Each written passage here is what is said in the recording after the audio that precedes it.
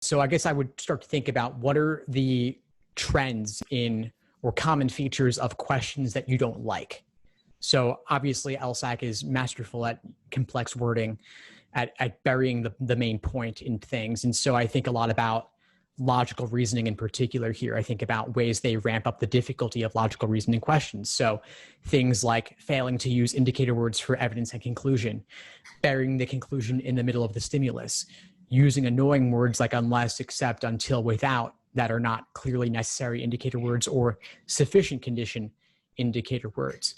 Annoying topics that you don't like. I mean, the list, I could go on, and I have a couple of different resources around this. One thing I will point you towards, and I'll put this link in the chat, is a class I taught specifically on question review strategies. Okay. And so I would highly recommend checking that out. It's nearly an hour long, and I go in depth on what I call the Socratic review method, which is a method of evaluating what gave you trouble, specifically with logical reasoning in mind, but it would apply almost equally to reading comprehension.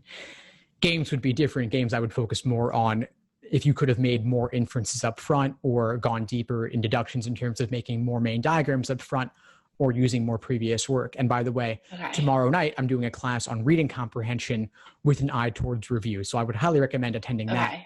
It'll be tomorrow at 8 p.m. Eastern, and I'll go in depth on reading comp as well as some drills you could use there. Thanks for tuning into the show. Please subscribe if you haven't done so already to be notified of new episodes as I release them. And feel free to reach out if you need anything at all as you move forward with your prep. I'm happy to help however I can. In the meantime, I'll wish you all the best and take care.